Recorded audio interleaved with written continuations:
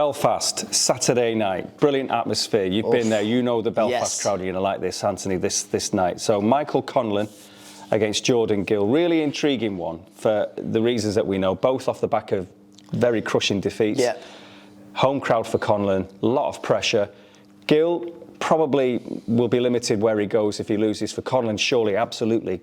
Yeah. Bets are off, 3 crushing defeats and then surely there's no way back. So how does this one pan out? 2 very skilled operators. First of all, one of the very best boxing crowds in the world, that Belfast boxing crowd. And you just said it there, Dom. I think that it's a must-win. It's a must-win for both. And I really take my hat off to both lads in the sense where what's riding on this, because the loser of this, I hate saying the loser's finished because I think no fair play for them both taking this kind of fight, but the loser of this fight, you'd almost certainly has to kiss goodbye to their world title aspirations.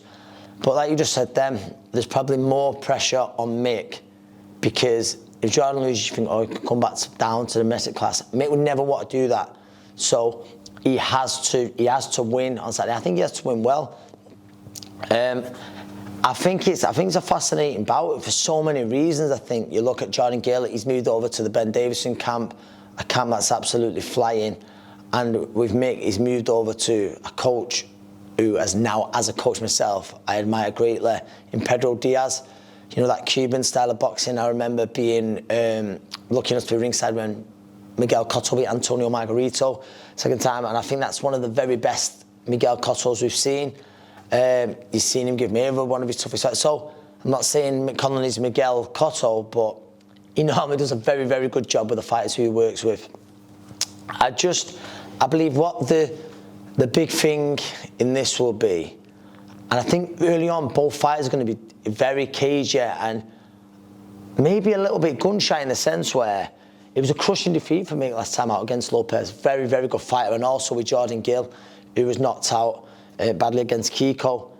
But I just believe what a lot of this could come to. I think they've both got fantastic boxing brains.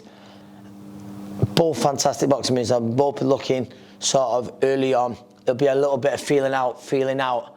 I just believe Mick will be quicker off the mark, and I just believe Jordan's a huge featherweight. Does that take his ability to take? Does that take away some of his sort of durability, taking a punch at the weight? Possibly. I just believe what we might see. I think you'll see sort of a little bit of rhythm from Mick, and you might see him going low before he goes high.